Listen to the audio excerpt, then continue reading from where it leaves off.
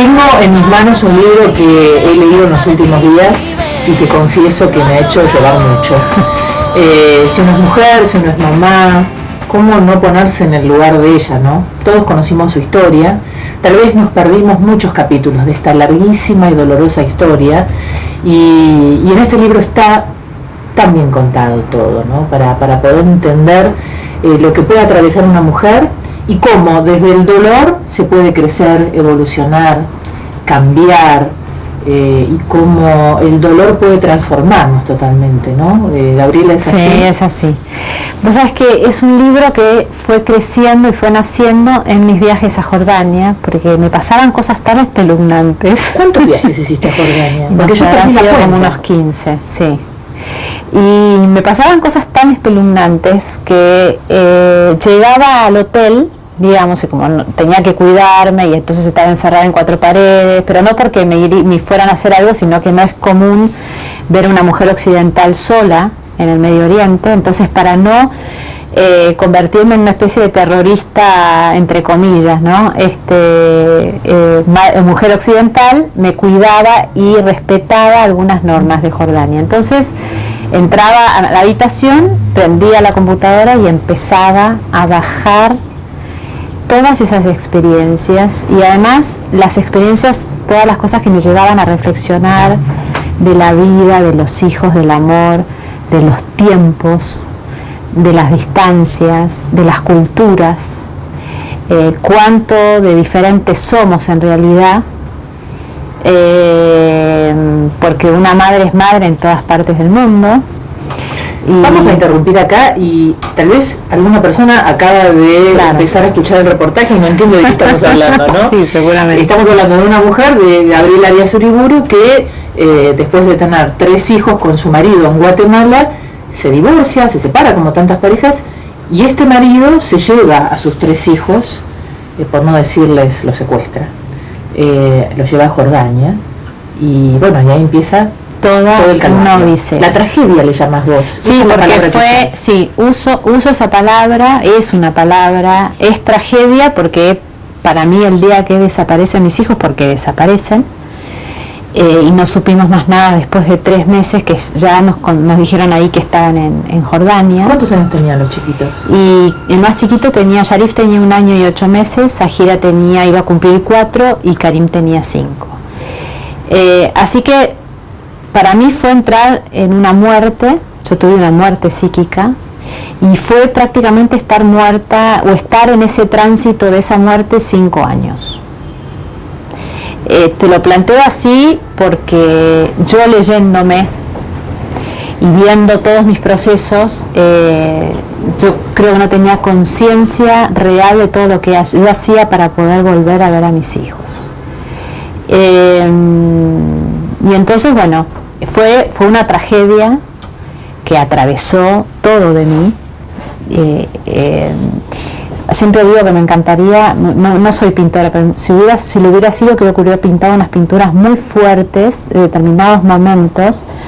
Y por ejemplo, una de los símbolos que yo sentí cuando yo entro a mi casa y no veo a mis hijos y veo un escenario tremendo, sentí que todo mi pasado se había roto como un espejo, y que si yo agarraba esas piezas me iba a empezar a hacer daño a mí misma y me iba a suicidar.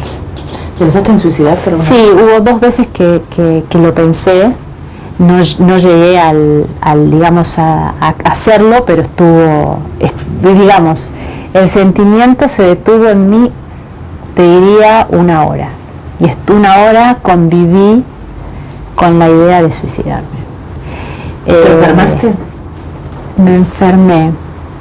Gracias a Dios, no. Gracias a Dios el cuerpo me acompañó, digamos, me puso todo para después cuando, más o menos para el 2008, donde yo más o menos ya empecé a vislumbrar la solución, ahí empecé a sentir el cansancio ancestral en mis huesos, empecé a tener muchos problemas con mis huesos. Claro, ahí te aflojaste de toda esa tensión y esa adrenalina para luchar. Y qué bueno que hablemos de esto, porque hay mucha gente que no le da lugar cuando el hueso empieza, la articulación empieza a hablar. Y si vos no le das lugar y no descansás, que es muy difícil para un guerrero o para una persona que viene con tanta lucha, entonces darle el marco al descanso, porque ahí Victoria, mi terapeuta, me dijo, te pido por favor que tenés que darle un marco de descanso a tu cuerpo, porque tu cuerpo te acompañó fielmente, y que si no le das lugar puede aparecer una enfermedad, y no una enfermedad pequeña, una enfermedad terminal. ¿Cómo pudiste? Pero sí te quiero aclarar, sí. Hay otra cosa que sí para mí pasó, y es que sí hubo un marco de un caminar en el abismo entre la locura y la salud. Yo estuve entre las dos veredas, ¿no? O sea, esto es claro, es claro, porque estás loca en busca de tus hijos, no comes, yo no sé en qué momento comí, hay cosas que no tengo recuerdos, que no registras, claro. Y que le pregunto por ahí a mi padre o a alguien que me ha visto en esos momentos. ¿Te medicaban? No, yo dije que nada, no, que quería estar en carne viva. ¿Cómo hacías para dormir? Fue lo maravilloso, para mí, no sé. Yo creo que ahí yo se los recomiendo, la verdad que se los recomiendo a todos, que traten de vivir sus penas al máximo voltio, porque eso es lo que hace que vos puedas reciclar.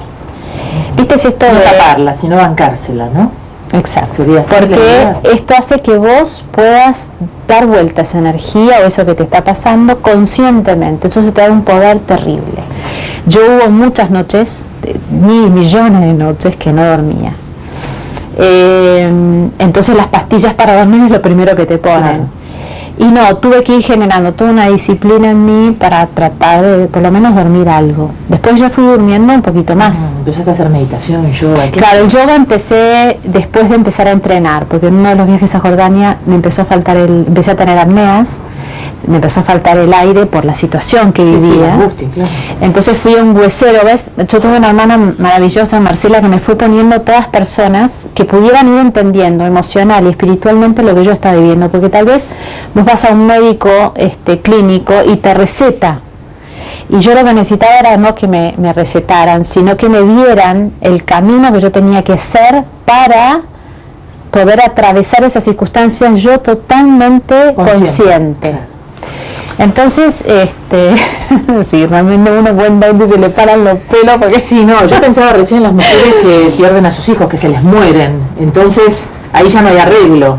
Vos tenías siempre esa luz y esa esperanza para seguir adelante, luchando y seguir viviendo, que era recuperarlos, verlos, claro, igual, ¿no? Igual cuando se te muere un hijo, supongo que debe ser un proceso de duelo. Bueno, es lo que yo siempre le digo cuando se acercaban a mí y se acercan las madres que han perdido a sus hijos, yo les digo, pero estuvieron ahí hasta el último minuto. Claro. Hay algo que Karim, Zahira y Sharif y yo no hemos tenido. Hay cosas que yo no viví con mis hijos y ellos no vivieron conmigo. Esto no es, bueno, vamos a darnos con el mazo dando, porque estas son las cosas que fui aprendiendo, es no hacer de esto una brutalidad. Sí, no victimizarse permanentemente. Pero este vacío está. Esto es una herida que está en mi corazón, es un estigma que llevamos los cuatro, y por qué no también el padre, y esto es algo que no se puede ocultar, hay que trabajarlo, hay que ponerle todo para que sane esa herida y después, te permita vivir. Yo leía con mucha atención como vos, cada vez que veías a tus hijos cada un año, 2 años, 3 años, ¿no? Ver a un hijo 2 veces al año. Les cocinabas la comida que les gustaba, les llevabas las cosas de Argentina para que no pierdan su cultura. Eso fue muy lindo, porque me hizo volver a mi tierra, me hizo volver, amé a la Argentina desde otro lugar, te lo digo, me emociona, pero nosotros no hay un chicle bazooka en el mundo como el argentino, no hay un alfajor Habana como nosotros, como el nuestro, no hay una yerba mate, o sea que me dediqué a poner toda nuestra tierra ahí adentro. El primer regalo que les llegó fue un perrito, un labrador, que digamos, mi necesidad, yo creo que irrumpió algo muy fuerte en mí, esto de poder instalarme en Jordania. ¿Pero de qué forma? No tenía que ser ni de la forma que cualquier persona pudiera entender que era de esa manera, sino que me pudiera meterme en los olores. Bueno, en esto me he convertido casi en una experta. Y entonces llegó ese perrito y después a partir de ahí empezaron valijas con todos estos productos maravillosos que nosotros tenemos y que hasta el día de hoy tienen un sello especial, porque a veces cuando les mando cosas a ellos tienen que ver con cosas nuestras que no hay en el mundo. Y ahí yo me di cuenta que Argentina me estaba haciendo una madre muy grande, me daba la posibilidad de dejar un sello con todos, incluso Karim, las pocas veces que habló sobre la historia en los medios, decía, y lo que más me impactaba de mamá era todo lo que traía en esas valijas, que no paraban de ser cosas y cosas y cosas. Entonces nada, me convertí en esta Mary Poppins, que fue, la verdad es que ni siquiera yo me daba cuenta de ¿Cómo hiciste para no tener odio, rencor, resentimiento, necesidad de revancha? ¿Cómo hiciste para manejar la relación con el padre de los chicos? Bueno, al principio yo no la podía manejar, era incontrolable para mí. Viví con mi asesino serial creo que varios años, y a partir de todo un trabajo interior, el otro día justo me levanté pensando en el perdón. Mucha gente me decía, ¿cómo lograste perdonar? Y yo le decía que no fue perdón, sino que fue, mis hijos me enseñaron el camino del medio, porque cuando vos tenés que ir a resolver algo, no tenés que pensar si el otro hizo bien o mal, sino que simplemente tenés que poner todo un nuevo camino, y ese nuevo camino es en nombre de ellos tres. Y esto no es quién es bueno y quién es malo, sino igual la vida siempre te va a pasar la factura por lo que hiciste, así que yo no tengo que hacer nada ahí, simplemente era restituirles la familia a ellos. Esto a mí me fue surgiendo. Te diría que la primera vez que los vi fue mi primera impresión y rapto que tuve de decir, tengo que devolverles la vida, ¿no? ¿Y qué es lo que hace una madre? Darles vida. Y después fue todo este camino que también me ayudó mucho el tema de el mundo en el que, porque yo empecé con un mundo entre Oriente y Occidente relativamente bien, pero después apareció el 11 de septiembre y generó un quiebre. Y se te complicó todavía más. Enorme, enormemente. Nunca imaginé que iba a tener, digamos, que iba a atravesar la guerra, jamás. Y el terrorismo y todo lo que eso implica. Entonces, y la sospecha sobre tus viajes permanentes. Exacto. También, ¿no? Entonces ahí empezó todo este tema de la cultura. O sea, se me agregó una cosa más. Y cómo era sembrar en la desconfianza, en mirarnos y no saber qué movimiento vas a hacer para vos o para el otro. Así que bueno, ahí empecé, los chicos me llevaron, no fue Imad, sino fue la situación que me llevó a mí a crear un camino nuevo, que es el camino del medio para mí. No es ni polarizado, ni de un lado ni del otro, sino que es en el camino donde ellos van, que es, yo lo llamo mucho el camino de la infancia, porque un chico no se sienta a preguntarle al otro si es judío o musulmán y si va a jugar o no. Integra todo, para él todo forma parte de su vida. Entonces, si querés de alguna manera, para cualquier artista es haberme puesto en el lugar del niño. Entonces bajé la cámara ahí. Bajé la instancia, que en realidad es enaltecer, porque uno cuando va al principio de vida, que siempre es, ¿no? Hacer este gesto, esta inclinación, es darle lugar a ellos. Y ahí es donde yo realmente me convierto en otra madre. ¿Y qué pasa cuando los chicos empiezan a crecer y va cambiando tu relación con ellos? Totalmente, ¿no? Porque todo el tiempo. Ellos me la van digitando. Sí. Viajabas tanto a Jordania con todo lo que eso significaba, tanto esfuerzo. Sí. Y llegabas y te encontrabas a lo mejor con un hijo tuyo que no tenía ganas de estar con vos, quería salir con sus amigos.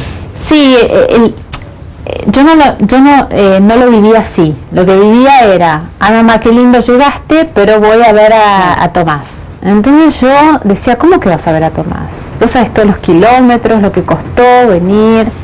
Sí, mamá, pero entendeme, quiero estar con... Entonces, ahí hubo un cráter, otra cosa más que, bueno, nada, me llevó a estar, esa noche tuve una muerte más en el hotel donde estaba, porque me desvanecí, llegué desvanecida porque fue la patada más grande al ego, y dije, o sigo armando esta historia según lo que a mí me parece, o incluyo el crecimiento de ellos, claro, y que lo que están haciendo es algo normal, porque los chicos me trataban como si yo viviera en Jordania. Y ellos eran adolescentes y tenían otras necesidades. Exacto. Entonces no era mamá no está, mamá está allá y viene a vernos. Entonces empecé a crecer, murió esa mamá de cuentos, digamos, si querés, muere un aspecto de Mary Poppins, y me empiezo a sumar a una madre muchísimo más sabia que se sienta a escuchar, a observar, ver sus movimientos. Esto llevó mucho tiempo para mí, ¿no? Este cambio, porque uno generalmente quiere hacer lo que el hijo no hace, entonces hace todo el movimiento. Entonces yo siempre digo, yo que quiero que sean hijos o que sean hombres y mujeres, ¿no? En el caso de Karim y Sharif, que se conviertan en hombres y Sahira se convierta en una mujer y no siga penando como hija toda su vida. Bueno, ahí fue otro peldaño más fuerte para mí de crecer y convertirme en una madre madura. Y la otra peor fue que llegué en un viaje de estos de adolescentes y Karim me decía, estoy muy cansado de tener que padecer lo que no tuvimos en vez de vivir lo que tenemos. Me callé la boca, me fui al hotel y dije, no puedo seguir en lo que no tuvimos. Claro. Él me lo está pidiendo. O sea, él también me estaba pidiendo otro crecimiento más. Y bueno, ahí fue, eso también fue mirarlo y mal, integrarlo en todo lo que, en todo si querés, crecimiento que yo estaba teniendo, que le vino bárbaro, porque él le enseñó también a ir creciendo. Yo veía que él iba tomando mucho de las cosas que se vivían con los chicos. Y bueno, y más o menos entre el horror que fue, hoy los chicos tienen a su papá y a su mamá. Hay algo muy claro. Hoy los chicos son grandes. Sí. ¿Cuántos años tienen? Pero más allá de que sean grandes, nosotros llegamos a esta posibilidad de estar todos juntos comiendo en familia antes de que Karim cumpliera los 18 años. Claro. Bueno, también algo le habrá pasado al papá de los chicos que fue viendo, mira, Imad, a través de tu cambio, él también tuvo que cambiar. Para lo que Imad tuvo fue mi renuncia. Claro. Al yo no ser más una peleadora. Sí, a un peligro latente de que quisieras llevarte a los chicos. Ahí fue se acabó mi figura de monstruo. Sí, vos lo explicas muy bien en el libro, ¿no? Como a veces uno tiene que perder para ganar. El famoso dominó, ¿no? Sí, es muy, esto ha sido para mí revelador, porque a veces uno tiene que perder para ganar otras cosas. Claro, sacaste la bandera blanca de la paz y lo obligaste al otro a dejar la guerra. Pues, sí, pero primero fui yo, porque si yo hago esto, claro, y esto no está en mi actitud, esto no está, mucha gente te dice, claro, no es una estrategia, realmente lo sentiste. No, es que yo lo venía trabajando, esto de realmente salir de la cuestión jurídica y resolver esto dentro mío, que es lo que yo le recomiendo a todos los padres que tienen problemas, que esto no es un problema que está en la justicia, que esto es un problema que tienen que resolver en un ámbito íntimo, y solamente la justicia sirve para que te dé este marco, que a mí me ayudó a saber presentarme en la Sharia, me ayudó a conseguir un juez, digamos, que me escuchara. Todo eso, digamos, funcionó. Pero el resto es mío. Fue mi trabajo con mi terapeuta, porque lógicamente necesitas guía, apoyo, ayuda. Para la investigación me convertí experta. No, además te convertiste en referente, llegaste a Naciones Unidas. Ah, bueno, eso también. Eso fue también otra parte muy difícil. A un montón de gente. Claro, digamos, cuando uno abre la historia al mundo y esta historia empieza a ser historia en la gente, y después de escribir después de todo. Después de todo es el último. Es el último. Porque hubo otros también. Sí. El primero fue Ayuda, quiero a mis hijos. Y después vino Jordania, la travesía en busca de mis hijos, que acá están los primeros viajes a Jordania. Y esto fue el previo, digamos, lo que fue el primer año sin ellos. El primer año sin ellos, sí, tus viajes, y acá es tu crecimiento, tu evolución, todo, tu transformación. Sí, porque es más allá de las circunstancias o de las experiencias, ahí están las reflexiones. Yo le digo a la gente que ahí se involucró el diario íntimo mío, personal, y que además, siempre digo, la historia trae un algo para cada persona. Ayer me escribió mi mamá y me decía que leerme la ha llevado a tener otra relación con sus hijos. Ella vive con sus hijos. Sí. Entonces, le digo qué bueno que lo está llevando como semilla para poder tener una vida más en contacto, porque yo siempre digo que es de alma a alma, no es de cabeza a cabeza o de los quereres y los deseos y las necesidades. Además, ¿cuántos padres deben estar lejos de sus hijos? Mucho más lejos que cuando vos los tenías en Jordania. Además, pero creo que una de las cosas también más difíciles para mí fue asumir este lugar de responsabilidad social y de ser un referente que sea coherente, honesto y simple. Esto para mí es base. Porque si yo voy a las conferencias al interior a hablar, y si yo te voy a hablar de lo que ha sido para mí atravesar el dolor, atravesar la muerte, atravesar la enfermedad, pero todo esto tiene un resultado. Si yo este resultado no lo vivo, no está en mi sangre, de nada sirve todo esto. Sí. Entonces, para mí es importante esto, dejar huella en este sentido, pero con la más absoluta honestidad, porque creo que esto hoy no cotiza en bolsa. Entonces, yo no me creo valiosa por haber vuelto, yo me creo valiosa por haber tenido el coraje de enfrentarme a todos mis fantasmas, a mis miedos, a mis miserias, a mi asesino interior, y haber hecho de todos ellos esta reunión y poder haber salido adelante. Y hoy, bueno, volver y decir, bueno, soy un milagro, me he convertido, soy un milagro. Has parido una nueva Gabriela. Sí, que integra todo, ¿no? Esta mujer que soy hoy, que la verdad, Mercedes, yo me levanto y me siento bendecida porque tengo una segunda oportunidad. La vida me ha dado la posibilidad de volver. Yo podría haberme quedado en la locura de esta historia. O sea, podría haberme quedado en un psiquiátrico tejiendo, como yo siempre digo, con las agujas y sin los hilos. Y decidí no dejar mi cerebro ahí y seguir adelante, ¿no? De todas maneras, quiero decir a la gente, para atravesar el dolor, y hay que atravesar esas noches muertas, esas noches desoladas. Yo la soledad la conocí sin ellos. O sea, yo la soledad no la conozco, la soledad no viene a mi vida de forma grata. Entonces, conviví con mi propia muerte muchísimos años, y es la única forma para mí de lograr el propio jugo o el yugo, como dice yoga, alquímico, para poder salir adelante. Entonces, a partir de ahí, viste, todos los días, yo tengo esto de lo que le pasa por ahí a la gente cuando pierde un ser querido. Y viste que tenés ese rapto de conciencia y de iluminación y decís, solo por hoy. Yo esto lo tengo todos los días, porque a mí un día se fueron mis hijos y yo no tuve más ni hoy, ni mañana, ni pasado. Cuando recupero el hoy, trato de vivirlo a full, porque sé lo que es cuando no hay más mañana. Entonces, cuando voy a los talleres o las conferencias, digo, por favor, traten de vivir el hoy, porque no hay mañana y ya el pasado no hay nada más que hacer. Simplemente hoy resolvé lo que tenés hoy que resolver. Gabriela, te agradecemos muchísimo. Mujer tenías que ser los sábados a las 7 de la tarde.